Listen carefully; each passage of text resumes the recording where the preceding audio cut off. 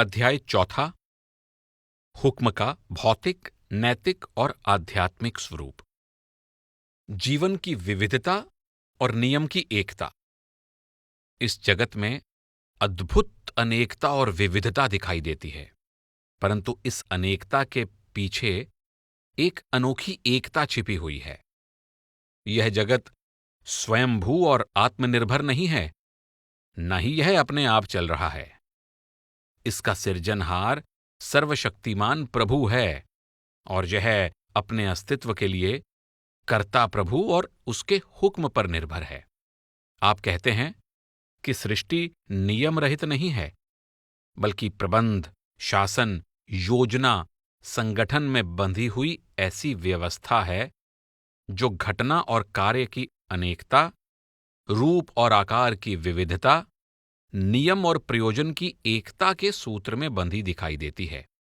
समस्त रचना एक शरीर की तरह सुगठित और संगठित इकाई है। इसका कोई अंश स्वतंत्र अथवा आत्मनिर्भर नहीं है। हम पृथ्वी से बंधे हैं, पृथ्वी सूर्य के साथ, सूर्य आकाशगंगा के साथ, आकाशगंगा आगे स्वर्ग गंगा के समूहों के साथ बंधी हुई है। यह सिलसिला अनंत अपार है। छोटे पैमाने पर मनुष्य के शरीर में करोड़ों छोटे छोटे भाग हैं। सबसे छोटे परमाणु का भी अपना वजूद है, परंतु प्रत्येक परमाणु शरीर का हिस्सा है। इसी प्रकार सृष्टि का प्रत्येक रूप, आकार और अस्तित्व एक ही समय में शरीर भी है और उसका हिस्सा भी, परंतु अंशों के नियमों की विविधता एक सर्वोच्च नियम की एकता में समाई हुई है। रचना ऐसी अंतहीन जंजीर है जिसकी पहली और अंतिम कड़ी परस्पर जुड़ी हुई है। गुरु नानक साहब कहते हैं कि हुक्म एक है और यह सारी सृष्टि में समान रूप से लागू है। एक को हुक्म वरतै सब लोई, एकस ते सब ओपत होई। और सुनिए इक वखाणिए, सुरग मिरत प्याल, हुक्म न जाई मेटया, जो लिखया सो नाल। विश्व प्रसिद्ध वैज्ञानिक आइंस्टाइन भी कहते हैं कि हमारी विचारधारा किसी घटना को एक विशेष समय के दायरे में बांध देती है। हम इसको समूचे प्रवाह या प्रक्रिया से अलग देखने का यत्न करते हैं। यह ढंग बहुत नीरस और सतही होता है, जिसमें गंभीरता या गहराई नहीं होती। क्रम प्रतिक्रम के इस सिद्धांत को अधिक विशाल बनाकर देखें तो प्राकृतिक घटनाएं किसी ऐसे अटल, सूक्ष्म नियम के अनुसार घटती हैं जिसका हम अभी अनुमान कर पाने में असमर्थ हैं। प्रकृति के बारे में हमारा ज्ञान अधूरा है और हम इसकी तह तक नहीं पहुंचे हैं। परमात्मा ब्रह्मांड की अद्भुत व्यवस्था में दृष्टिगोचर होता है और सारी सृष्टि में उस सर्वसमर्थ सर्वज्ञाता के अनुपम कौशल की ही झलक मिलती है। जे.बी. हाल्डिन कहते हैं कि संसार मशीन की तरह बिना सोचे समझे नहीं चल रहा है। असली जगत रूहानी जगत है, परंतु उसके बारे में हमारा ज्ञान अधूरा है। मिल्कन कहते हैं कि परमात्मा द्वारा ब्रह्मांड के अन्य भागों को आपस में जोड़ना उसके विधान के अंतर्गत है। गुरु नानक साहेब की बानी, हुक्मी हुक्म चलाए राहो, नानक विगसै वे परवाहो, से स्पष्ट हो जाता है कि संसार को चलाने का आधार हुक्मी यानी परमात्मा का हुक्म ही है। आप कहते हैं कि 3 लोकों के ज्ञान का आधार हुक्म की पहचान है। सच्चे गुरु की कृपा से नाम में लीन हो जाने पर अपने आप ही 3 लोकों का ज्ञान हो जाता है। 3 पवन नेह केवल ज्ञान, साचे गुरते हुक्म पछान। प्रसिद्ध यूनानी दार्शनिक अरस्तु कहते हैं कि नियम की एकता के बिना विश्व की कल्पना ही नहीं की जा सकती। नियम की एकता के बिना संगठन और व्यवस्था का कल्याणकारी होना असंभव है।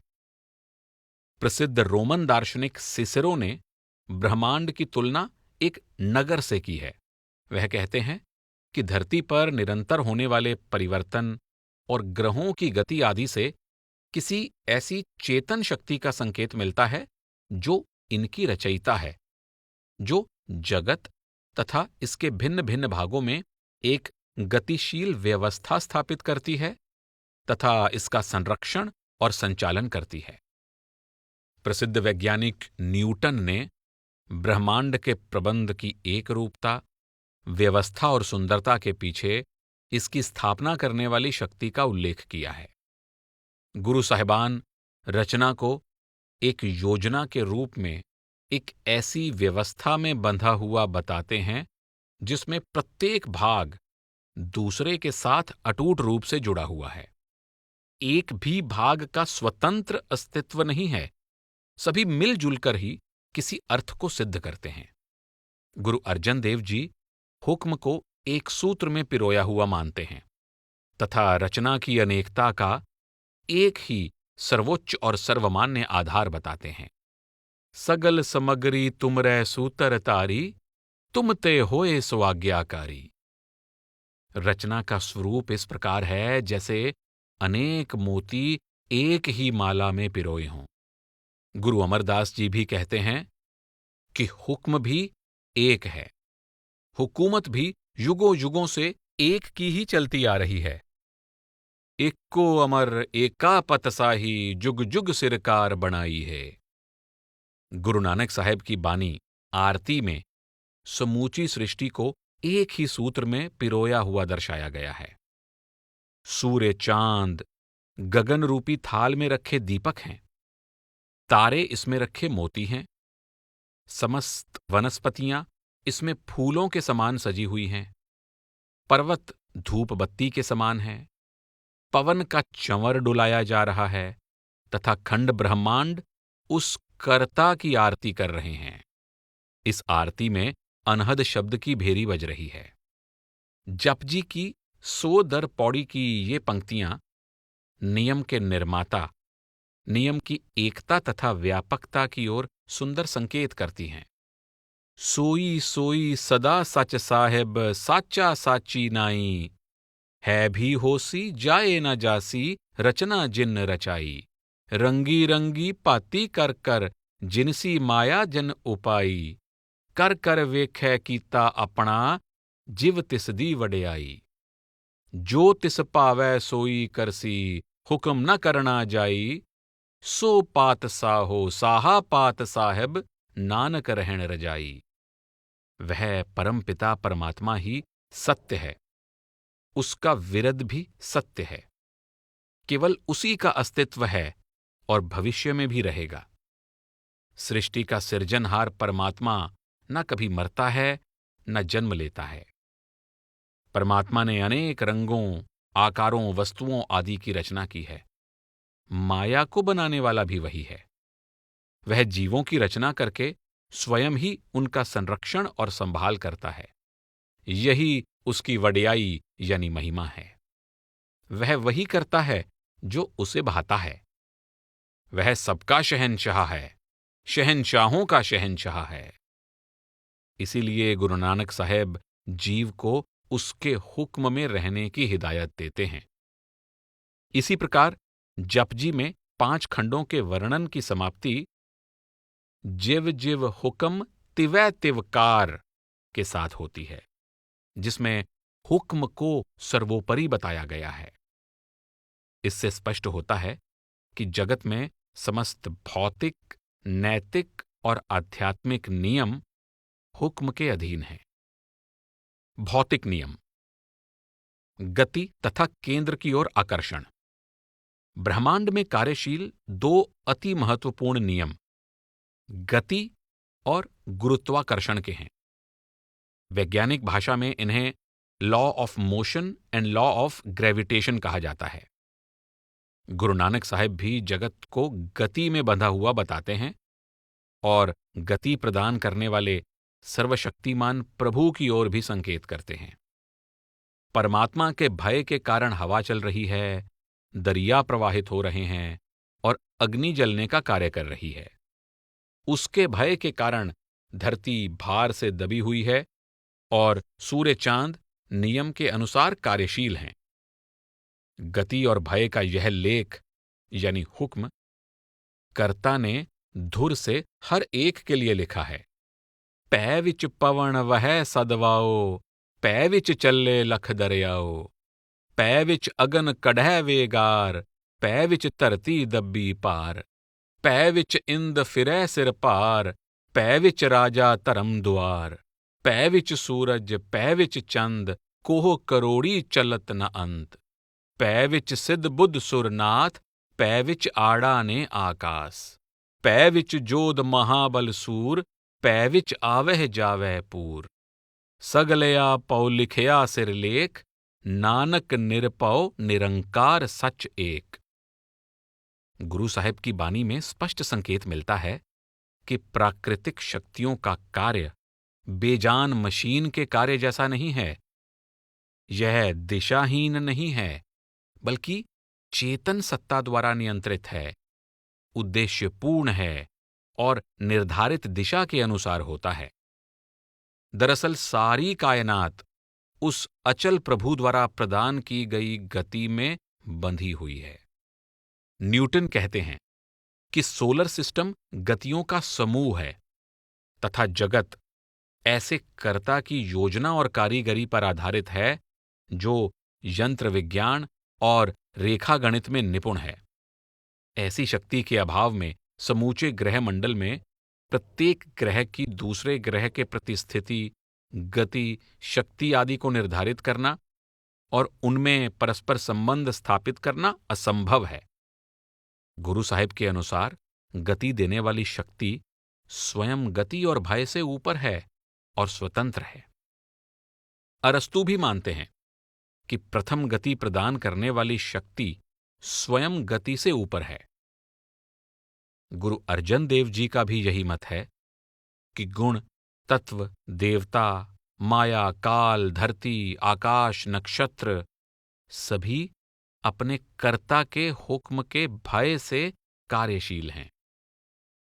डर पै तरत आकाश नक्षत्रा, सिर ऊपर अमर करारा, सगल समगरी डरै व्यापी, बिन डर करणै हारा। गुरु अमरदास जी गति और भय के इस नियम की ओर संकेत करते हुए कहते हैं कि कर्ता पुरुष ने स्वयं ही ऐसी पूर्ण युक्ति बनाई है और पवन, पानी, अग्नि आदि उसके हुक्म में उसकी भक्ति कर रहे हैं। पौण पाणी बै संतरो, हुक्म करै भगति, ऐना नो पो अगला, पूरी बनत बनती।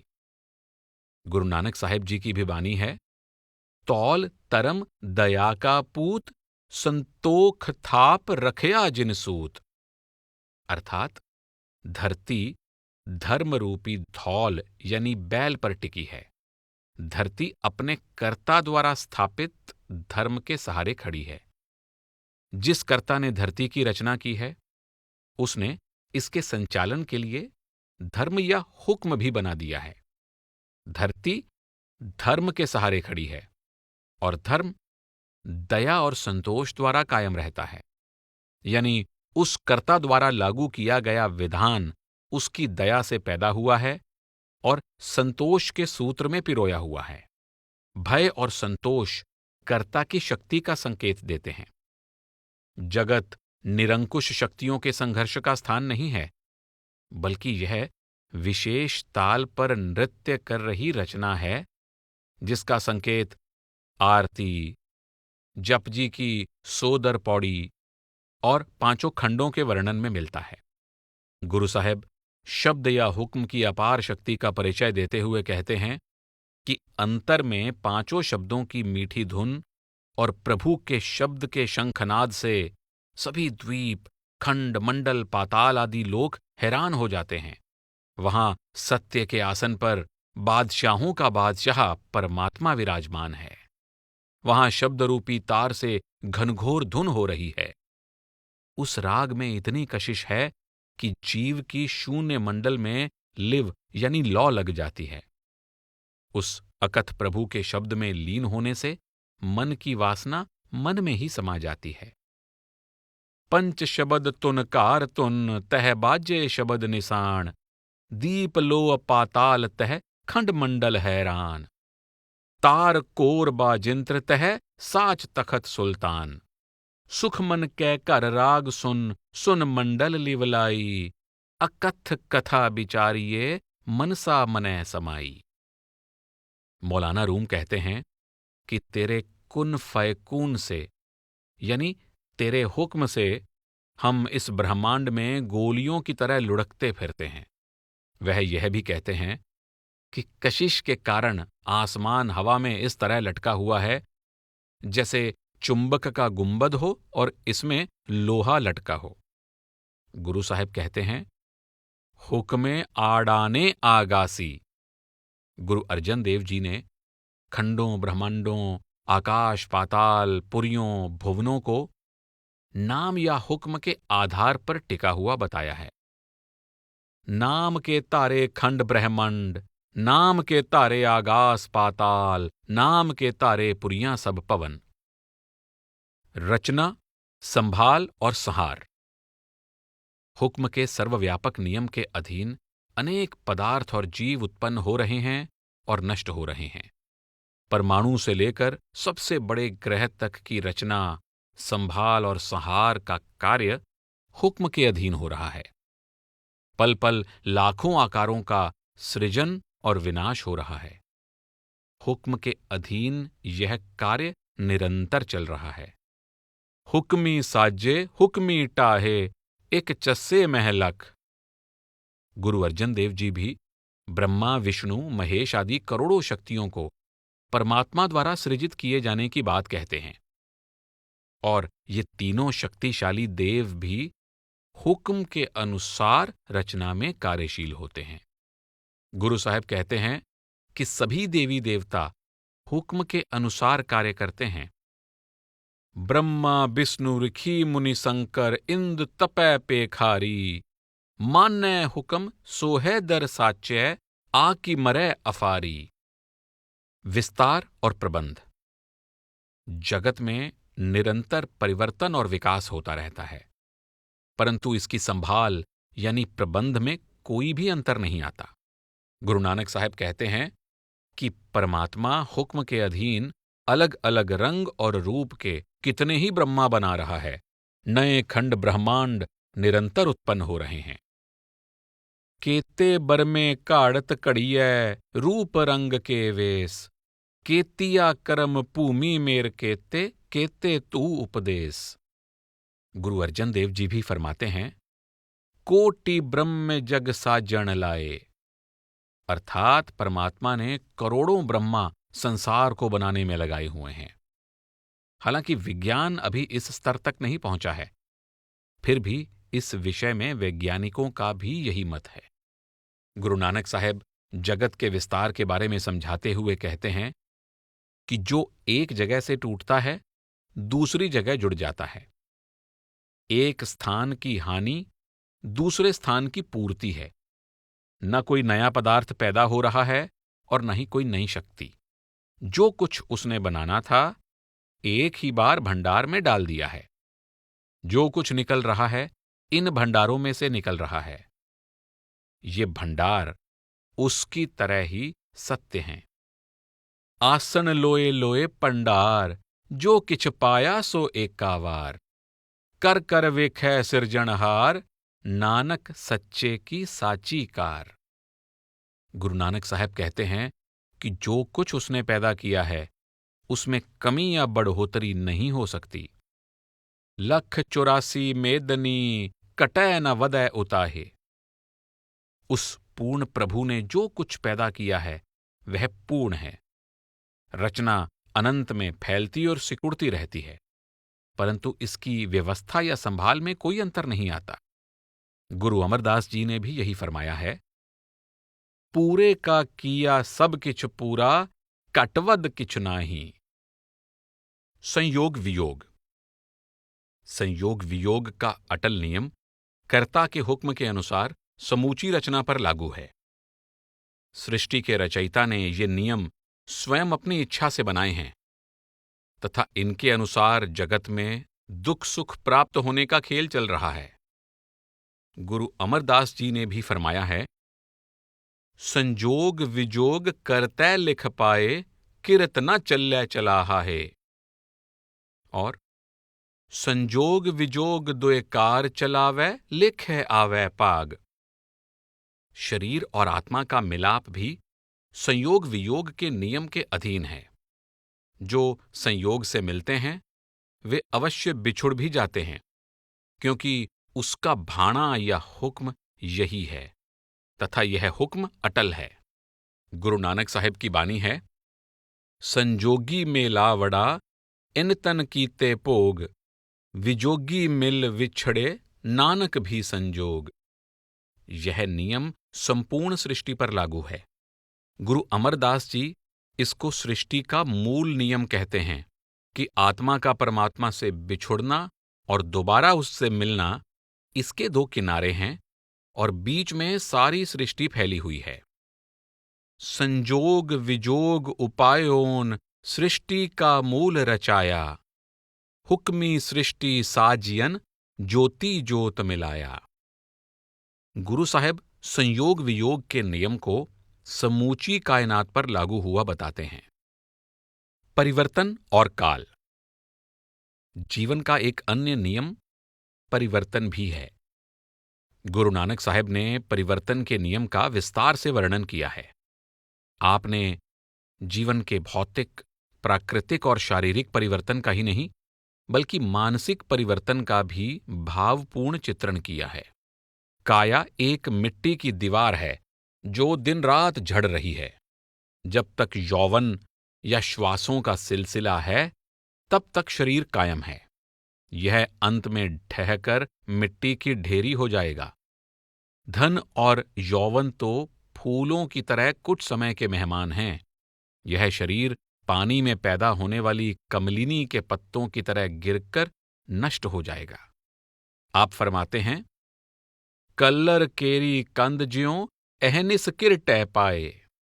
और तन जोबन अर फुल्लड़ा नाठी अड़े दिन चार, पबन केरे पत ज्यों टल टुल जुम्मन हार।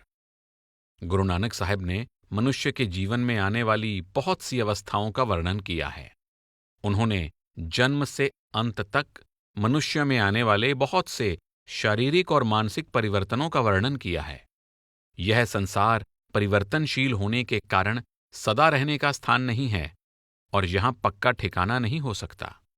मुकाम कर कर बैसणा नित चलणै की तोख, मुकाम ओही एक है नानका सच बुगोय। गुरु नानक साहब ने परिवर्तन का काल कहकर वर्णन किया है। परमात्मा ने काल को अपने हुक्म से बनाया है तथा इसको सारी सृष्टि का मालिक बना दिया है। आप बानी में फरमाते हैं कि परमात्मा ने स्वयं खंड पाताल, द्वीप, लोक सभी काल के वश में किए हैं। सारा संसार इसके बंधन में है और इसका शासन सारे संसार पर चलता है। खंड पताल दीप सब लोआ, सब कालै वस आप प्रभ किया। काल शब्द का प्रयोग केवल मृत्यु के लिए नहीं किया गया है, बल्कि वस्तु, समय और अवस्था के परिवर्तन के लिए भी इसका प्रयोग किया गया है।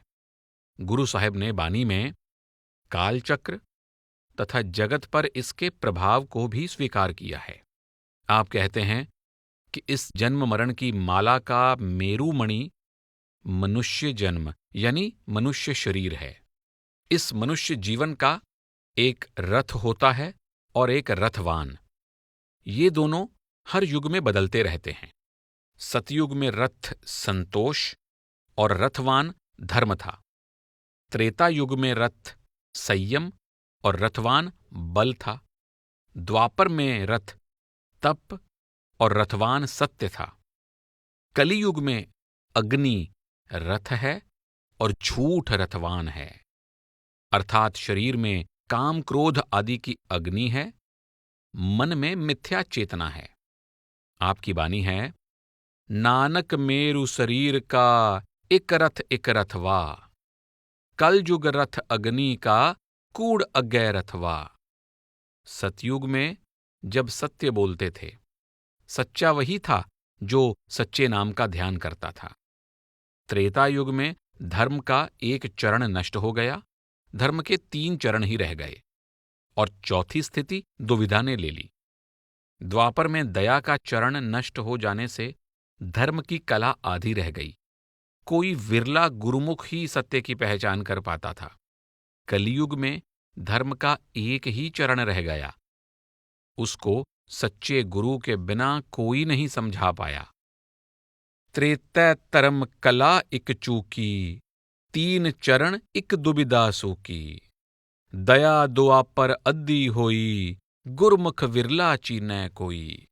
कली काल मह इक कल राखी, बिन गुर पूरै किनै न पाखी। गुरु नानक साहब ने काल के केवल परिवर्तनकारी प्रभाव को ही नहीं चित्रित किया है, बल्कि दिव्य प्रबंध की ओर भी संकेत किया है। काल परिवर्तन करता है और धर्मराय मूल्यांकन करता है। काल के प्रवाह में से मनुष्य को अपने जीवन की जो अवधि प्राप्त हुई है, उसका हिसाब ही कर्म का हिसाब है, जो जन्म से ही आरंभ हो जाता है।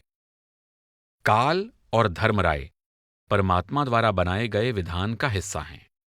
वे निष्पक्ष रूप से अपनी जिम्मेदारी निभाते हैं, परंतु जो जीव अपने जीवन काल के अवसर का सदुपयोग करते हैं, वे उनके सहायक भी होते हैं। अवसर का उपयोग देश काल के अनुसार और कर्म प्रतिकर्म के नियमों के अधीन ही हो सकता है। कर्म प्रतिकर्म और पुनर्जन्म के दोनों पहलुओं का ब्रह्मांड के नियमों में महत्वपूर्ण स्थान है। नैतिकता का नियम। नैतिकता सृष्टि के अस्तित्व का एक विशेष नियम है। जीव द्वारा विधि विधान का पालन करना ही परमात्मा के हुक्म में रहना है। वास्तव में यह दुनिया धर्मशाला यानी सराय है। जीव मुसाफिर है। जीव द्वारा निज घर जाने के लिए नैतिक और आध्यात्मिक नियमों का नेक नियत से पालन करना जरूरी है, और इन नियमों के मूल में हुक्म सिद्धांत कार्यशील है।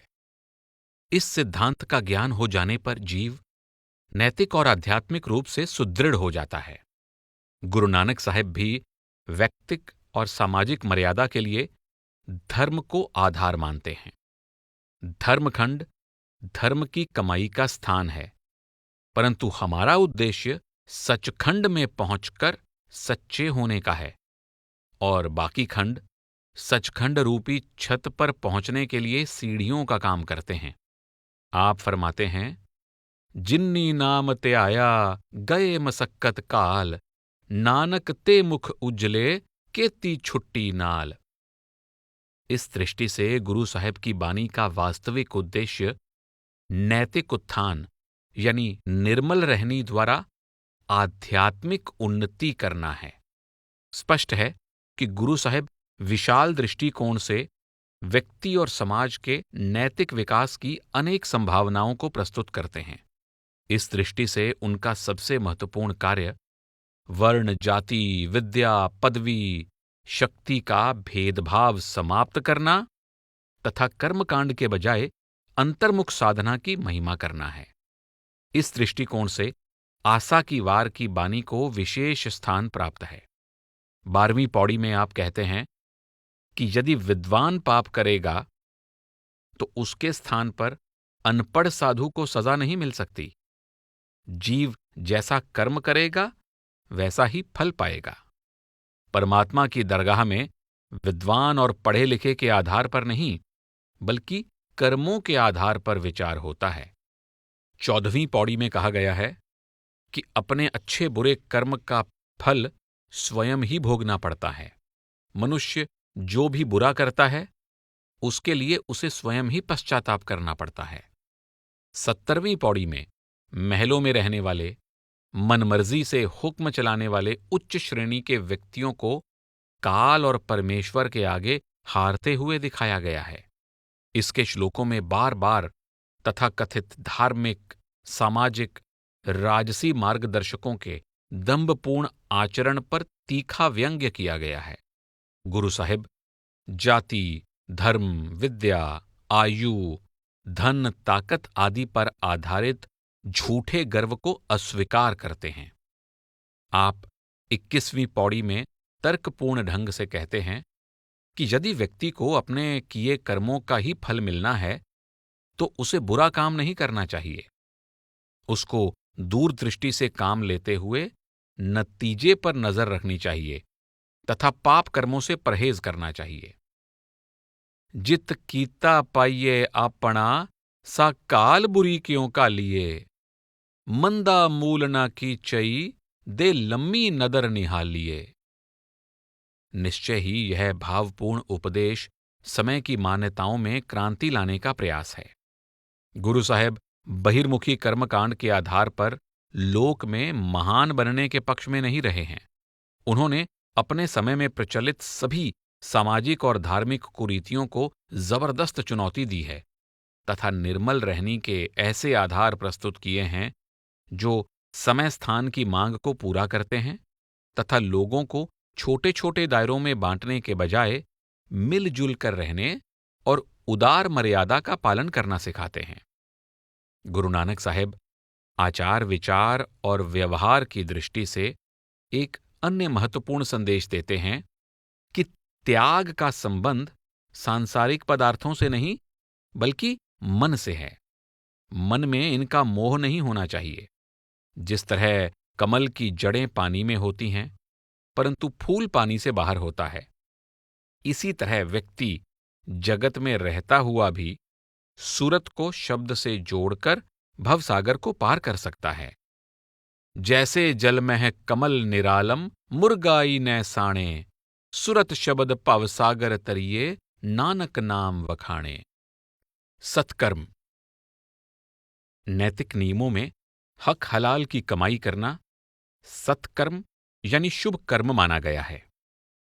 गुरु नानक साहिब के उपदेश में सत्कर्म के सिद्धांत पर जो बल दिया गया है और बानी में उसका जो वर्णन मिलता है, उससे पता चलता है कि आप व्यक्ति के चरित्र का निर्माण इस तरह करना चाहते हैं कि उसके जीवन के व्यक्तिगत, सामाजिक और आध्यात्मिक पक्ष साथ साथ विकसित होते रहें। सत्कर्म का आध्यात्मिक और व्यवहारिक दोनों अर्थों में प्रयोग किया गया है। गुरु साहिब फरमाते हैं कि धर्म सत्कर्म पर आधारित है। कर सुकृत तरम कमाया। जीव को धर्म का उपदेश देने वाले गुरु के लिए सत्कर्म यह है कि वह नेक कमाई से गुजारा करे। लेकिन जो मांग कर यानी मुफ्त का खाना खाता है उसकी शरण ग्रहण नहीं करनी चाहिए। जो अपनी मेहनत का खाता है और दूसरों का भला करता है वही प्रभु प्राप्ति के मार्ग की पहचान कर सकता है और दूसरों को भी वह मार्ग दिखा सकता है। गुर पीर सदाए मंगण जाए, ताकै मूल न लगिए पाए। काल खाए किछु हत्थों दे, नानक राह पछाणे से। सत्कर्म से ही सत्य और असत्य यानी अविनाशी और नश्वर का सिद्धांत जुड़ा हुआ है। सत्य में व्यवहारिक और पारमार्थिक दोनों पक्ष सम्मिलित हैं। असत्य के भी व्यवहारिक और सैद्धांतिक दोनों पहलुओं पर रोशनी डाली गई है। लक्ष्य तो परमार्थ की प्राप्ति का है, परंतु व्यवहारिक पक्ष भी इसकी प्राप्ति में सहायक होने वाले साधनों में से एक है। और यह शब्दों तक ही सीमित नहीं है। वास्तव में मन, वचन और कर्म में एक रूपता होनी चाहिए। सत्य पारमार्थिक दृष्टिकोण से परमात्मा का सूचक है। धार्मिक दृष्टिकोण से सच्ची युक्ति, सच्चे मार्ग, सच्ची साधना का सूचक है और व्यवहारिक दृष्टिकोण से मन, वचन, कर्म में एक रूपता का प्रतीक है। तृष्णा और संयम। इस जगत में जीव के कर्मों को गति देने वाली शक्ति तृष्णा है। तृष्णा कभी खत्म नहीं होती। जीव तृष्णा में जन्म लेता है, तृष्णा में भोग विलास करता है और तृष्णा में ही यहां से चला जाता है। फिर उसे यम की यातना और आवागमन की चोटें मिलती हैं। सभी विकारों की जननी यह तृष्णा है, और तृष्णावश किए गए धार्मिक कार्य भी बंधन का कारण हैं। तृष्णा काम, क्रोध, लोभ, मोह, अहंकार के रूप में प्रकट होती है। तृष्णा के इन ठगों ने समस्त जगत को ठगा हुआ है। गुरु नानक साहब कहते हैं, तृष्णा माया मोहनी सुत बंदप करनार, तन जोबन जग ठगया लब लोभ अहंकार, मोह ठगोली हऊ मुई सावरतै संसार। पराया धन, पराई नारी, पराई निंदा जहर की पोटलियां और आवागमन का कारण है। आपकी बानी है, पर तन पर नारी रत निंदा, बिख खाई दुख पाया, अजगर पार लद्दे अति पारी, मर जन्मे जन्म गवाया। तृष्णा और इसके हथियार काम, क्रोध, लोभ, मोह, अहंकार आदि को जीतना असंभव नहीं है। गुरु साहिब ने संयम, धैर्य, विचार, ज्ञान, भय, प्रेम, तप, संतोष, धर्म, ध्यान, ब्रह्मचर्य और विश्वास को आत्मसंयम कहा है, और यही मन को जीतकर जग को जीत लेने की युक्ति है।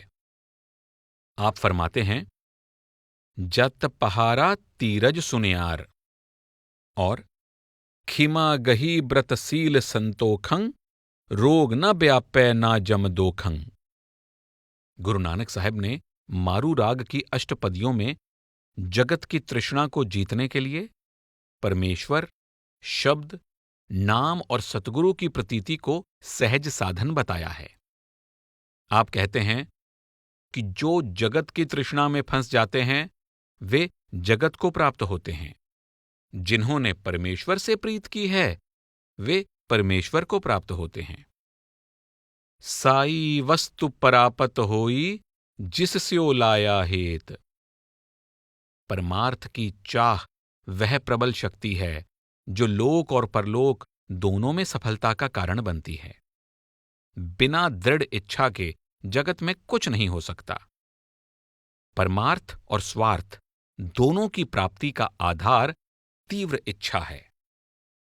आध्यात्मिक नियम। धुरकर्म यह मुख्य आध्यात्मिक नियम है।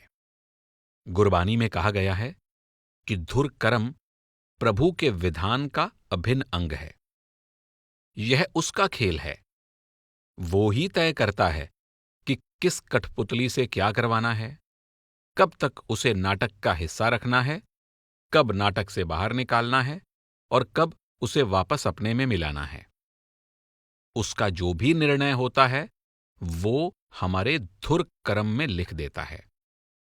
प्रभु की प्राप्ति मनुष्य के यत्न, बुद्धिमानी या उसकी शक्ति पर आधारित नहीं है, बल्कि धुर कर्म पर आधारित है।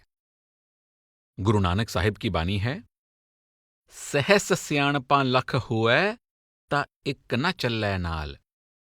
संभव है कि परमात्मा की प्राप्ति के लिए पूर्व जन्मों के यत्नों के अंकुर उस समय फूट पड़ते हों जब इनके पूर्ण वृक्ष में बदलने की संभावना हो। गुरु अर्जन देव जी कहते हैं कि पूर्व कर्म के अंकुरित होने से अज्ञानता दूर हो गई, जन्म जन्म की सोई हुई आत्मा जाग उठी और आनंद रूप परम पुरुष वैरागी से मिलाप हो गया। पूरब कर्म अंकुर जब प्रगटे, पेट्यो पुरख रसिक बैरागी, मिट्यो अंधेर मिलत हर नानक, जन्म जन्म की सोई जागी। गुरु नानक साहब कहते हैं कि केवल वही जीव हरि की भक्ति करते हैं जिनका धुर का लेख होता है, यानी जिनके नसीब में लिखा होता है। धुर कर्म से सतगुरु की चरण शरण हासिल हो जाती है। जो जीव गुरु के चरणों में ही सब तीर्थों का फल जानकर अंतर्मुख साधना में लीन हो जाता है, उसको मनुष्य जन्म का पूर्ण मनोरथ प्राप्त हो जाता है। नानक करम होवै मुख मस्तक, लिख्या होवै लेख, 68 तीरथ गुर की चरणी, पूज्य सदा विसेख। आप कहते हैं कि धुर कर्म से ही नाम की अनमोल दात प्राप्त होती है। इसी से गुरुमुखता और ज्ञान प्राप्ति भी होती है। धुर कर्म से ही मालिक का सच्चा सेवक बनने और उसके हुक्म को पहचान कर राजी ब रजा रहने की युक्ति मिलती है। धुर के हुक्म के मुताबिक जिनको वह स्वयं अपने साथ मिलाना चाहता है, केवल वही जीव उससे मिल सकते हैं। स्पष्ट है कि धुर कर्म और धुर का हुक्म इस तरह आपस में मिले हुए हैं कि इन्हें अलग करना असंभव है। दुर्लभ मनुष्य शरीर की प्राप्ति। यह भी प्रभु का अपना बनाया हुआ नियम है कि परमेश्वर के सर्वव्यापक होने पर भी उसकी प्राप्ति मनुष्य को अपने अंतर में ही हो सकती है। केवल मनुष्य को ही विवेक की शक्ति प्रदान की गई है ताकि वह भले बुरे, सही गलत, करने योग्य और ना करने योग्य कार्य की पहचान कर सके। दूसरे शब्दों में, अपनी अवस्था सुधारने की शक्ति केवल मनुष्य को ही दी गई है। गुरु अमरदास जी फरमाते हैं कि परमात्मा ने मनुष्य के शरीर के अंदर ही अपनी प्राप्ति की युक्ति खुद बनाई है। इस काया की कीमत किन्ने न पाई, मेरा ठाकर ए बनत बनाई। गुरु नानक साहिब की बानी है, काया महल मंदर कर हर का, तिस में राखी जोत अपार। घर में यानी शरीर के अंदर लाल, रत्न, जवाहर रूपी नाम के अनमोल खजाने भरे पड़े हैं, परंतु मन बाहर भ्रमों में भटकता फिरता है, इसलिए उस अनमोल वस्तु की प्राप्ति नहीं हो पाती। कर रतन लाल बहुमाणक लादे, मन प्रमया लै न सकाइये। गुरु अर्जन देव जी ने भी मानव शरीर को दुर्लभ कहा है, क्योंकि 84 में भटकने के बाद ही यह बहुमूल्य वरदान और सुंदर अवसर प्राप्त होता है। 184 भ्रमतया दुर्लभ जन्म पायो, नानक नाम समाल तू सो दिन नेड़ा आयो। गुरु अर्जन देव जी समझाते हैं कि जो जीव मनुष्य की सीढ़ी के सहारे मालिक से मिलाप कर लेता है, वह आवागमन से मुक्त हो जाता है, परंतु जो इस सीढ़ी से गिरता है, वह आवागमन के चक्र में पड़कर दुख सहता रहता है। 184 जोन सबाई, मानस को प्रभ दी वड्याई, इस पौड़ी ते जो नर चूकै, सो आए जाए दुख पाएंदा। परमेश्वर की प्राप्ति शरीर के अंदर ही होती है तथा मनुष्य जन्म परमेश्वर के मिलाप के लिए ही दिया जाता है। सौभाग्य से आत्मा की पहचान और परमात्मा की पहचान करने की योग्यता केवल मनुष्य को ही प्रदान की गई है। गुरु अमरदास जी का कथन है कि मनुष्य शरीर सच्चा हरि का मंदिर है, जिसमें रहकर परमात्मा से मिलाप हो सकता है। हर मंदिर ए शरीर है, ज्ञान रतन प्रगट होए। गुरु अर्जन देव जी कहते हैं कि 84 में भटकने के बाद परमात्मा की कृपा से यह मनुष्य शरीर प्रभु से मिलाप के लिए प्राप्त होता है। इसलिए बाकी व्यर्थ के काम छोड़कर केवल नाम सुमिरन करना चाहिए। पई परापत मानुख देहुरिया, गोविंद मिलन की ए तेरी बरिया। सतगुरु। आध्यात्मिक दृष्टिकोण से जीव की आत्मिक उन्नति के लिए सतगुरु का होना सबसे महत्वपूर्ण है।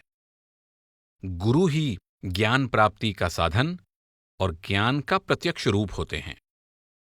गुरु अर्जन देव जी का कथन है कि साधु संत जीवों का भला करने के लिए परमात्मा के हुक्म से ही आते हैं। जन्म मरण दोहों में नाही, जन पर उपकारी आए, जी दान दे पगति लायन, हर स्यों लैन मिलाए। आप कहते हैं कि परमात्मा द्वारा संसार में भेजे गए सच्चे साधु और पूर्ण संत जन्म मरण के चक्र से ऊपर उठ चुके होते हैं। वे प्रभु के हुक्म यानी इच्छा के अनुसार एक विशेष उद्देश्य को पूरा करने के लिए मनुष्य के रूप में जन्म लेते हैं। प्रभु के सच्चे भक्त लोगों को आत्मिक जीवन की दात प्रदान करके उन्हें प्रभु भक्ति में लगाते हैं और जन्म मरण के चक्र से सदा के लिए मुक्त कर देते हैं। गुरु अर्जन देव जी ने 52 अखरी बानी के आरंभ में गुरु को माता, पिता, स्वामी, परम हितकारी मानते हुए उनको पार ब्रह्म परमेश्वर कहकर उनकी महिमा की है। गुरुदेव माता, गुरुदेव पिता, गुरुदेव स्वामी परमेसरा, गुरुदेव सतगुर पार ब्रह्म परमेसर, गुरुदेव नानक हरि नमस्करा। आपने सुखमनी के आरंभ में गुरु पद को आदि जुगादि से जोड़ते हुए कहा है, आद गुरुवे नमः, जुगाद गुरुवे नमः, सत गुरुवे नमः, श्री गुरुदेवे नमः। गुरु तेग बहादुर जी ने नाम, साधु, गुरु और गोविंद को अमर अविनाशी कहा है। नाम रहयो साधु रहयो, रहयो गुरु गोविंद। गुरु नानक साहब कहते हैं कि गुरु परंपरा अति प्राचीन है तथा गुरु के बिना ज्ञान संभव नहीं है।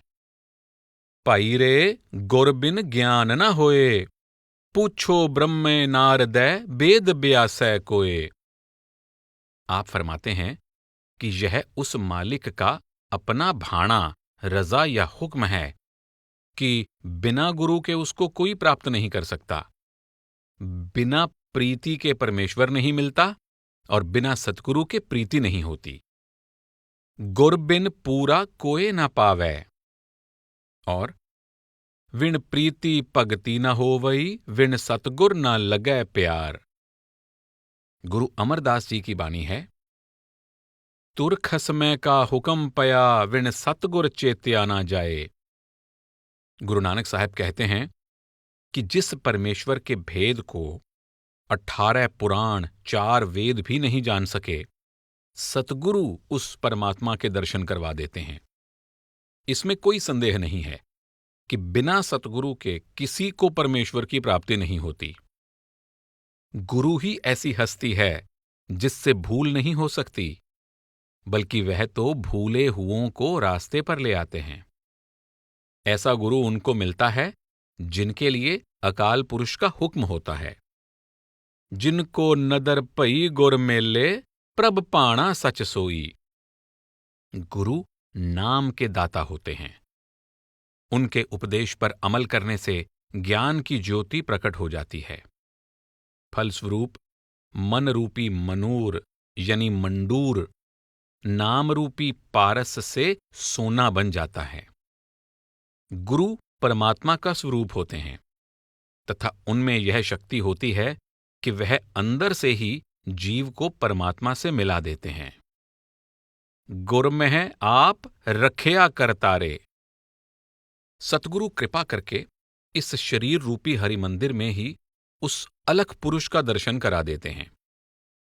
गुरु नानक साहिब स्पष्ट रूप से कहते हैं कि सतगुरु वही हैं जो शरीर रूपी घर के अंदर ही परमेश्वर से मिलाप करवा दें। यह कार्य परमात्मा के हुक्म से ही पूरा होता है। कर में कर दिखाए दे, सो सतगुर पुरख सुजान।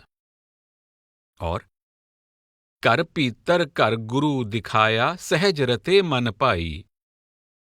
गुरु अमरदास जी की बानी है, हर गुर मूरत एका वर्तै, नानक हर गुर पाया। गुरु नानक साहिब के अनुसार गुरु काल से बचाने वाले हैं और सहज अवस्था देने वाले हैं। गुरु हुक्म के ज्ञाता हैं तथा हुक्म का ज्ञान प्रदान करने वाले हैं। हुक्म को बूझ पाना गुरु का प्रसाद है। गुर कृपा ते हुक्म पछाणै, जुगै जुगंतर की बिद जाणै। और हुक्मै बूझै तत् पछाणै, ए प्रसाद गुरु ते जाणै। हुक्म का बोध गुरु की कृपा से ही होता है। हुक्म का एक और पहलू भी है जिसकी पहचान गुरु बताते हैं, और वह है नाम सुमिरन। एक को नाम हुक्म है नानक, सतगुर दिया बुझाए जियो। सत्संगति हुक्म सिद्धांत का एक आवश्यक अंग है संतों की संगति। इस बारे में गुरु अर्जन देव जी का कथन है, मार्ग प्रभ का हर किया संतन संग जाता, संतन संग जाता पुरख बिदाता, कट कट नदर निहालिया, जो सरनी आवे सर्ब सुख पावे, तिल नहीं पन्ने कालिया।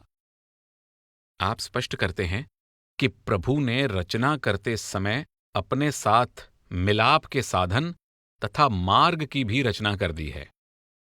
इस साधन और मार्ग का ज्ञान परमात्मा से मिलाप कर चुके पूर्ण संतों द्वारा होता है। श्रीमद् भागवत में भगवान कृष्ण उद्धव को कहते हैं कि योग, ज्ञान, तीर्थ और इंद्रियों के दमन से जीव मुझे इतनी आसानी से नहीं प्राप्त कर सकते जितनी आसानी से सत्संग या साधु संगति द्वारा प्राप्त कर सकते हैं, क्योंकि ऐसी संगति में संसार के बुरे प्रभाव दूर हो जाते हैं। संत कबीर कहते हैं कि भक्तों के साथ पल भर की संगति भी लाभदायक होती है, क्योंकि अगर माना जाए तो उनका एक वचन भी जीव की काया पलट सकता है। एक घड़ी आधी हूं से आध, कबीर संगति साध की, कटै कोटि अपराध। गुरु नानक साहिब भी कहते हैं कि हरि रूपी हीरा सत्संगति में शब्द की कमाई द्वारा प्राप्त होता है। पाई रे हर हीरा गुर माहे, सत्संगत सतगुरु पाइये, अहनिस शब्द सलाहे। सत्संगति में मालिक के भाणे का प्यार जागता है, विकार दूर होते हैं तथा जगजीवन दाता सहज ही मिल जाता है। जग जीवन दाता हर मन राता, सहज मिलै मिलाया, साध सबा संता की संगति, नदर प्रभु सुख पाया।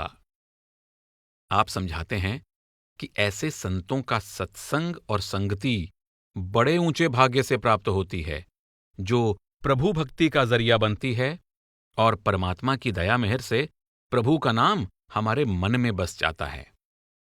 बिन पगति नहीं सतगुर पाइये, बिन पागा नहीं पगति हरी, बिन पागा सतसंग न पाइये, कर्म मिलै हरि नाम हरि। व्यक्ति के आचरण का आधार समाज है। सत्संगति में न केवल गुण एकत्रित होते हैं, बल्कि गुण अवगुण की परख भी होती है। हुक्म मानना, भाणे में आना, सब्र, शुक्र, संतोष, सेवा, क्षमा, नम्रता आदि गुणों की प्राप्ति सत्संगति में होती है।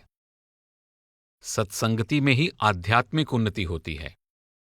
नाम भक्ति के बीज के फूटने और विकसित होने के लिए उचित वातावरण की आवश्यकता होती है, जो सत्संग अथवा सत्संगति से मिलता है। सत्संगति द्वारा ज्ञान, कर्म, त्याग और भक्ति चारों की प्राप्ति होती है। भाई गुरदास जी कहते हैं कि साधु संगति में आशा तृष्णा, शोक संताप, काम क्रोध, मोह लोभ, अहंकार जैसे असाध्य रोगों पर विजय प्राप्त हो जाती है।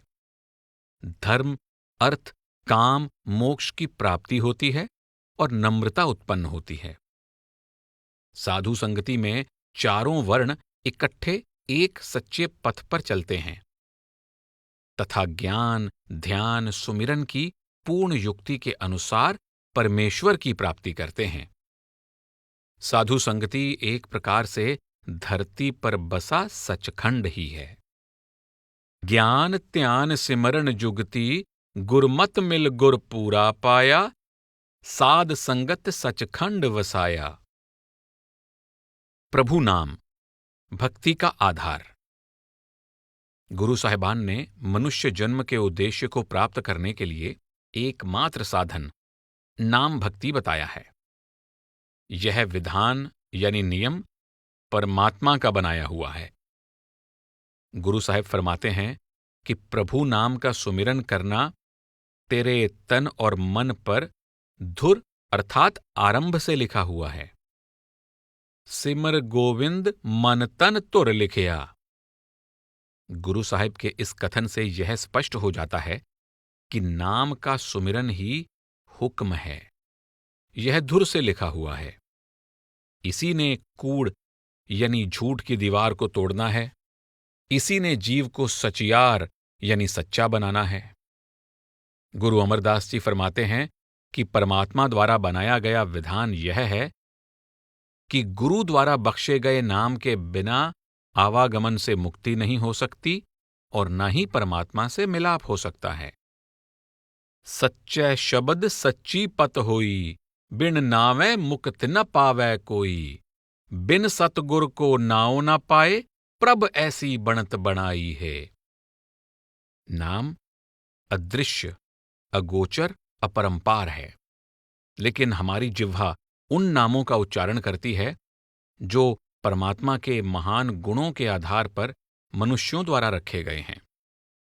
वास्तव में सतनाम यानी सच्चा नाम आदि अर्थात मूल नाम है।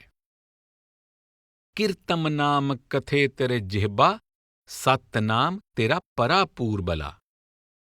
गुरु अमरदास जी कहते हैं कि कोई दूसरी मन चाही भक्ति नाम भक्ति का मुकाबला नहीं कर सकती, बल्कि ऐसी भक्ति लोगों के लिए भ्रमजाल है। हर नाम में तुल न पुज्जई, सब डिट्ठी ठोक बजाए। और बिन नावें होर पूज ना होवी, परम पुल्ली लोकाई। गुरु नानक साहिब ने कर्मकांड, मान प्रतिष्ठा या रिद्धि सिद्धि की प्राप्ति के बजाय केवल नाम की महिमा की है।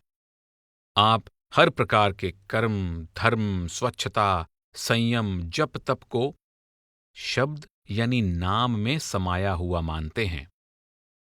सगले कर्म तरम सुच संजम, जप तप तीरथ शब्द वसे। नानक सतगुरु मिलै मिलाया, दुख पराछत काल नसे। गुरु अर्जन देव जी का स्पष्ट संदेश है। सिमरत बेद पुराण पुकारन पोथियां, नाम बिना सब कूड़ गाली होछियां। नाम रूपी हीरा अंदर से प्राप्त होता है और यही मन की शांति तथा धैर्य का साधन है।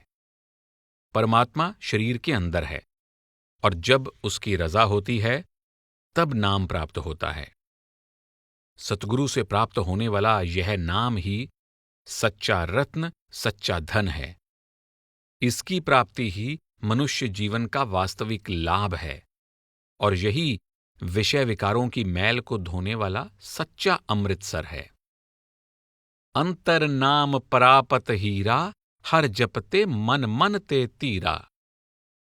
और सेवोह सतगुरु समुंद अथाहा, पावोह नाम रतन तनुलाहा। बिख्या मल जाई अमृतसर नावो, गुरसर संतोख पाया।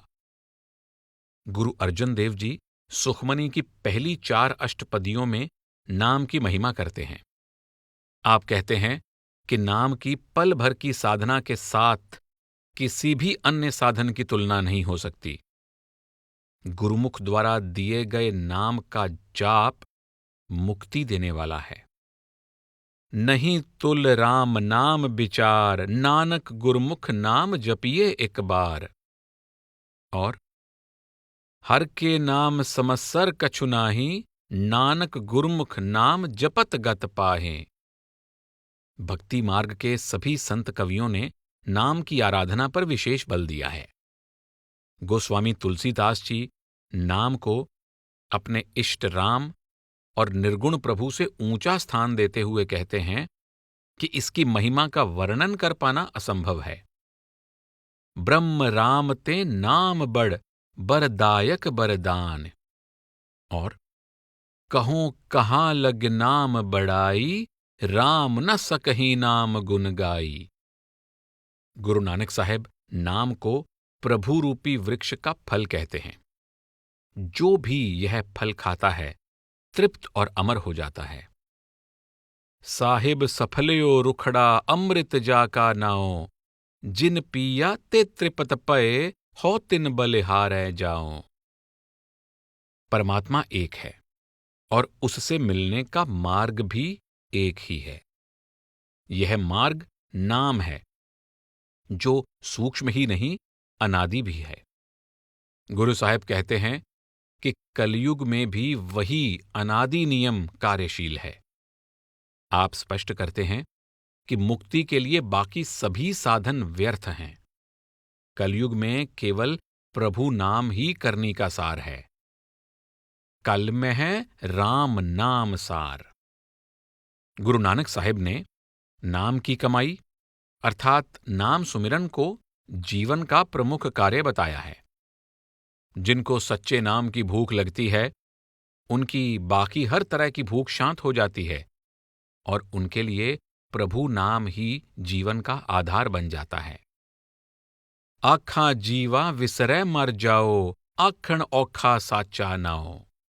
साचे नाम की लागै भूख, तित भूखै खाए चले दुख। सो क्यों विसरै मेरी माए, साचा साहिब साचे नाए। हुक्म सिद्धांत, धर्म, दर्शन, गूढ़ रहस्य और नैतिकता के ऊंचे आदर्शों से परिपूर्ण है। गुरु साहिब ने कर्म, ज्ञान और साधना की हर प्रकार की अनेकता को हुक्म की एकता में समेट लिया है। उन्होंने जप तप, पूजा पाठ, पुण्यदान, तीर्थ व्रत, हठ कर्म, योग, संन्यास आदि किसी प्रकार के कर्म को हौमे के नाश और परमार्थ की सिद्धि के लिए पूर्ण नहीं समझा। आप कहते हैं, तीरथ नावा जे तिस पावा, विण पाणे के नाए करी। अर्थात जो कर्म प्रभु को भाता है वही उचित है और उसे नाम की कमाई भाती है। गुरु साहिब प्रत्येक जाति, संप्रदाय, व्यक्ति और स्थिति के लिए इस युक्ति को उचित मानते हैं। प्रेम भक्ति। प्रेम एक ऐसा अद्भुत नियम है जिसके अंदर शेष सारे नियम समाहित हो जाते हैं। प्रेम का जागृत होना ही उस परम चेतना का जागृत होना है। हालांकि प्रत्येक धर्म का मूल उद्देश्य परमेश्वर का प्रेम और परमेश्वर की प्राप्ति है, लेकिन प्रश्न यह है कि फिर भी धर्म अनेक क्यों हैं? इसका कारण है अंतर्मुख प्रेम के स्थान पर बहिर्मुखी कर्मकांड का होना। वास्तव में जब तक प्रभु भक्ति और प्रभु प्रेम की युक्ति का ज्ञान नहीं होता, जप तप, संयम, व्रत और तीर्थ स्नान आदि से कोई लाभ नहीं है। संत कबीर की वाणी है, क्या जप क्या तप संजमो, क्या व्रत किया स्नान। जब लग जुगत न जानिए, पाओ भगत भगवान। प्रेम सब बंधनों से मुक्त है। प्रेम एकमात्र ऐसा साधन है जो जाति, नस्ल, आयु, पदवी, धन दौलत, मजहब, मुल्क और कौम की हदों से आजाद है।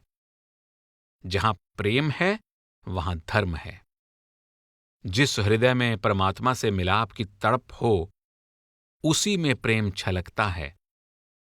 गुरु नानक साहिब कहते हैं कि जिसके हृदय में प्रभु प्रेम की सच्ची प्यास है और जो इस प्यास में तड़पते हैं, उनके हृदय में ही प्रेम का रस और सहज सुख प्रकट होता है। पगति प्रेम आराधितम, सच प्यास परम हितम। बिल लाप बिलल बिनंतिया, सुख पाए चित हितम। भक्त परमेश्वर को प्रेम का रूप मानते हैं। जिस प्रभु ने शरीर रूपी बर्तन बनाकर उसमें अमृत की दात रखी है, उसकी प्रेममयी भक्ति से मन को पूरा भरोसा हो जाता है और इस प्रेम को बनाए रखने के लिए किसी और यत्न की आवश्यकता नहीं रहती। प्रेम स्वयं नियम है। यदि प्रेम प्राप्त हो गया तो हर प्रकार का आचार, व्यवहार और ज्ञान व्यर्थ है। प्रेमी हर हाल में हरि को अच्छे लगते हैं, परंतु जो प्रेम विहीन हैं, वे कुलीन, चतुर, ज्ञानी अथवा धनवान होकर भी मृतक समान है। प्रेम परायण प्रीतम राओ, नदर करे तां बूझै नाओ। और अति सुंदर कुलीन चतुर मुख डयानी तनवंत, मृतक कहिए नानका जेह प्रीति नहीं पगवंत। जीव का प्रियतम से ऐसा प्यार होना चाहिए जो किसी भी अवस्था में कम ना हो। प्रेम में समर्पण स्वाभाविक है। प्रेम ऐसा सच्चा भाव है जिससे हौमे का नाश हो जाता है। प्रिय स्यो प्रीति न उलटै, कबहू जो तै पावै साई, नींद गई हौमै तन थाकी, सच मत हृदय समाई। यह प्रेम प्रियतम के भाणे में आने के रूप में प्रकट होता है। जो प्रियतम को अच्छा लगता है, प्रेमी के लिए वही उत्तम है। प्रेम में भाणा मानना सहज कर्म बन जाता है। हजरत ईसा, गुरु अर्जन देव जी, गुरु तेग बहादुर जी तथा अन्य संतों का बलिदान उनके प्रेम और भाणे की ही मिसाल है। जो प्रियतम को अच्छा लगता है उसको अपनाना, और जो उसको पसंद नहीं है उसका त्याग कर देना हुक्म मानना है। प्रियतम के प्रेम में प्रेमी के अंदर अपने प्राण तक न्योछावर करने की हिम्मत और निडरता उत्पन्न हो जाती है। गुरु साहब कहते हैं कि अगर तुम्हारे अंदर प्रेम करने का शौक है तो अपना सिर हथेली पर रखकर, अर्थात हौमे का त्याग करके प्रेम मार्ग पर आओ। आत्मसमर्पण में जरा भी संकोच मत करो। जो तो प्रेम खेलन का चाओ, सिर तर तली गली मेरे आओ। इत मार्ग पैर तरी जय, सिर दीजय कान ना कीजय। प्रेम भाव को प्रकट करने के लिए गुरु साहब ने जल कमल, मछली नीर, चात्रिक मेह, जल दूध, चकवी सूर यानी सूरज आदि के परस्पर संबंधों का भी सहारा लिया है। रे मन ऐसी हरि स्यो प्रीति कर।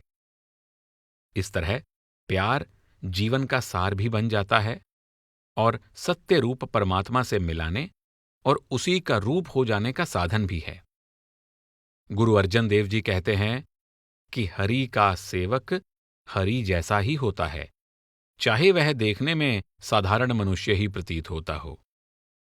हर का सेवक सो हर जेहा, पेद न जानो मानस देहा। गीता में भगवान कृष्ण अर्जुन को उपदेश देते हैं कि जो जिस इष्ट की भक्ति करता है वह उसी इष्ट को प्राप्त होता है। केवल पुरुषोत्तम की भक्ति करने वाले ही पुरुषोत्तम को प्राप्त होते हैं। इसी तरह गुरु साहब ने अन्य किसी भी प्रकार की भक्ति के बजाय एक परमात्मा की भक्ति पर ही बल दिया है। परमात्मा एक है और आनंद स्वरूप है। जो उसको प्रेम करता है उसके अंदर भी उसके गुण उत्पन्न हो जाते हैं। मौलाना रूम कहते हैं कि हर जर्रे का अपने असल की ओर खिंचाव होता है। यदि कोई इंसान किसी वस्तु को प्राप्त करने का इरादा कर लेता है तो वह उस वस्तु का ही रूप बन जाता है। प्रेम और तड़प से रूह रूपी आशिक में रब रूपी माशूक जैसे गुण उत्पन्न हो जाते हैं। संत कबीर कहते हैं कि जिस तरह पारस की संगति पाकर तांबा रूप बदलकर सोना बन जाता है, उसी तरह राम रूपी संतों की संगति से कबीर राम ही हो गया। पारस कै संग तांबा बिगड़यो, सो तांबा कंचन होए निबरयो। संतन संग कबीरा बिगड़यो, सो कबीर रामै होए निबरयो। संत नामदेव जी कहते हैं कि भक्ति के कारण नामदेव और नारायण के बीच भेद समाप्त हो गया है। नामे नारायण नाही भेद। गुरु अर्जन देव जी ने अपने एक शब्द में प्रेम की महानता को बहुत सुंदर ढंग से प्रकट किया है। आप कहते हैं, सम्मन जो इस प्रेम की दम क्यों होती साट, रावण होते सुरंक नहीं जिन सिर दीने काट। प्रीति प्रेम तन खच रहया बीच न राई होत, चरण कमल मन बेद्यो बूझन सुरत संजोग। सागर मेर उद्यान बन नवखंड बसुदा परम, मूसन प्रेम पिरम कै गनो एक कर करम। मूसन मसकर प्रेम की रही जू अंबर छाए, बीदे बांदे कमल में पवर रहे लपटाए। जप तप संजम हरख सुख मान महत अरु गरब, मूसन निमखक प्रेम पर वार वार द्यों सरब। मूसन मरम न जानई मरत हिरत संसार, प्रेम पिरम न बेध्यो उर्जयो मिथ ब्योहार। कब दब जब जारिये बिछुरत प्रेम बिहाल, मूसन तब ही मूसिये बिसरत पुरख दयाल। जाको प्रेम सुआओ है चरत चितव मन माहे, नानक बिरही ब्रह्म के आन न कतहु जाहे।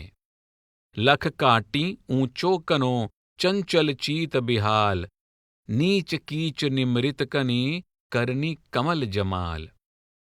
कमल नैन अंजन श्याम चंद्र बदन चितचार, मूसन मगन मरम स्यों खंड खंड करहार। मगन पयो प्रिय प्रेम स्यो सूद न सिमरत अंग, प्रगट पयो सब लो में नानक अदम पतंग। यदि प्रेम दुकानों पर बिकता तो सोने की लंका का मालिक रावण कोई गरीब नहीं था, जो अपने इष्ट यानी शिवजी को प्रसन्न करने के लिए बार बार अपना सिर काटकर देता रहा। जिनके हृदय में प्रेम भर जाता है, उनका मन प्रियतम के चरण कमलों से जुड़ जाता है और जीव का हरि से इस प्रकार संयोग हो जाता है कि बीच में राई भर भी स्थान नहीं रहता। जिनके हृदय में प्रियतम का प्रेम है, वे सागर पर्वत जंगल समस्त धरती के सफर को एक कदम के समान समझते हैं। जिनके हृदय में प्रेम की सुगंध छा जाती है, वे भंवरे की तरह कमल में समाये रहते हैं। सच्चे प्रेमी जप तप संयम धन दौलत मान बढ़ाई आदि को प्रेम की एक रत्ती पर न्योछावर कर देते हैं। जिनको प्रेम के बंधन का बोध नहीं होता, वे माया के झूठे व्यवहार में उलझे रहते हैं। लोग धन दौलत राजपाट घर बार के जल जाने पर व्याकुल हो जाते हैं, परंतु व्याकुलता तो प्रियतम के प्रेम को भूलने पर होनी चाहिए। जिनको प्रेम का स्वाद पड़ जाता है, उनका मन सदा प्रियतम के चरणों में लवलीन रहता है। उनके लिए परमात्मा के अलावा कोई ठिकाना ही नहीं है। यदि प्रेम नहीं है तो राह बहुत कठिन है। इसमें लाखों घाटियां चढ़ जाने के बावजूद मन चंचल और व्याकुल रहता है। इसके विपरीत यदि प्रेम है तो नीचे कीचड़ में उगने वाले कमल की तरह मन खिल जाता है और काजल से सजे कमल जैसे सुंदर नयन और चंद्रमा जैसे मुखड़े वाले प्रियतम के प्रेम में सदा लीन रहता है। जिनको प्रियतम से इतना प्रेम हो जाता है कि सुमिरन में तन मन की सुध नहीं रहती, वे सांसारिक दृष्टि से तुच्छ होने के बावजूद जगत में पतंगे की तरह प्रसिद्ध हो जाते हैं। गुरु रामदास जी कहते हैं, बसुदा सपत दीप है सागर कड कंचन काड़ तरी जय, मेरे ठाकर के जन इनो न बाछे हर मागे हर रस दीजय। यदि हरि के भक्तों को समूची धरती के 7 द्वीपों और 7 सागरों से सारा सोना भी निकालकर दे दिया जाए, तब भी वे हरि के नाम रस की ही मांग करेंगे। वे किसी अन्य वस्तु से प्रसन्न नहीं होंगे। ऐसे प्रेमियों को प्रियतम का एक पल का वियोग भी युगों जितना लंबा प्रतीत होता है, जिससे प्रेमी को अपार व्याकुलता का अनुभव होता है। गुरु साहिब का कथन है, एक कड़ी न मिलते ता कल युग होता, हुण कद मिलिए प्रिय तुद भगवंता। यह प्रेम पूर्ण भक्ति ही संतमत यानी गुरुमत का सार है। परमेश्वर की सारी महिमा प्रभु नाम में प्रकट है। नाम से प्रेम करना परमेश्वर से प्रेम करना है। आत्मा की वास्तविकता नाम है और नाम परमात्मा से भिन्न नहीं है। गुरु नानक साहिब कहते हैं कि नाम के बिना न तो सच्ची प्रीति उत्पन्न होती है और ना ही आत्मा सच यानी परमात्मा में लीन हो सकती है। बिन नाम प्रीत प्यार नाही, वसै साच सुहेलिया।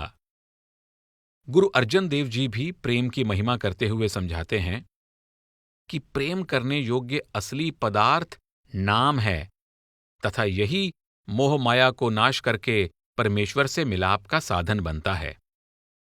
प्रेम पदार्थ नाम है पाई, माया मोह विनाश। प्रीति उन्हीं की सच्ची है जिनको सतगुरु के दर्शन और वचन प्यारे लगते हैं और उनके बिना दिल को चैन नहीं आता। आगरा के परम संत स्वामी जी महाराज ने सतगुरु के प्रति प्रेमपूर्ण भक्ति को प्राथमिकता दी है, क्योंकि प्रभु भक्ति की बुनियाद ही सतगुरु की भक्ति और सतगुरु की प्रीति है। गुरु की प्रीत कर पहले, बहुर घट शब्द को सुनना। स्वामी जी महाराज सार बचन वार्तिक में सतगुरु की प्रीत के बारे में लिखते हैं, अव्वल मुख्य करके सतगुरु से प्रीति करनी चाहिए। जिसका ऐसा अंग है उसको सब एक दिन प्राप्त होगा, और जो नाम और सतलोक की खोज में लगा है और सतगुरु से प्रीति नहीं है वह खाली रहेगा। मुख्य प्रीति सतगुरु की है, वह सबसे जुदा कर देगी। जिसको सतगुरु का बोलना मीठा लगता है क्योंकि इससे ज्यादा कोई पदार्थ रसीला नहीं है, सतगुरु के वचन को सुनना सलोना लगता है, और सतगुरु के ऊपर भाव का आना गुरुमुख का पैराहन है। गुरु साहब कहते हैं कि जब शब्द और सतगुरु की प्रीति के द्वारा हौमे की मैल दूर हो जाती है, तब जीव को बोध हो जाता है कि वह कभी परमात्मा से बिछड़ा हुआ नहीं था, सदा उसका अंग था। जो मिले हुए हों उनका क्या मिलाप करवाना। केवल शब्द की प्राप्ति से ही यह ज्ञान होता है कि जीव और परमात्मा हमेशा एक दूसरे से जुड़े हुए हैं, परंतु संसार की नाशवान शक्लों और पदार्थों से प्रेम करने वाले मनमुखों को इस अलौकिक ज्ञान की प्राप्ति नहीं होती। बिन गुर प्रीति न ऊपजै, होमै मैल न जाए, सोहं आप पछाणिए, शब्द भेद पतियाए। गुरमुख आप पछाणिए, अवर की करे कराए, मिलिया का क्या मेलिए, शब्द मिले पते आए। मनमुख सोजी ना पवै, विछड़ चोटां खाए, नानक दर घर एक है, अवर न दूजी जाए। मध्यकालीन भक्ति की लहर ने प्रत्येक व्यक्ति को प्रभु भक्ति और प्रभु प्राप्ति का अधिकारी सिद्ध कर दिया। संत नामदेव, गुरु रविदास, संत कबीर के अलावा भक्त धन्ना, भक्त सधना आदि अनेक प्रभु प्रेमी निम्न वर्ग से संबंध रखने वाले थे। इन्होंने न केवल अपने लिए समाज में सम्मानजनक स्थान प्राप्त किया, बल्कि जनसाधारण के हृदय में भी नई आशा और नए विश्वास का सूर्य उदय किया। भक्ति हर प्रकार के अवगुणों, दोषों और विकारों का नाश करने की शक्ति रखती है। श्रद्धा से की गई भक्ति कर्म, योग और त्याग की उच्च अवस्था है, और प्रेम पूर्वक हुक्म का पालन करना ही हितकारी होता है। सारी रूहानियत का सार यही है। साच कहो सुन लियो सभै, जिन प्रेम कियो तिन ही प्रभ पायो।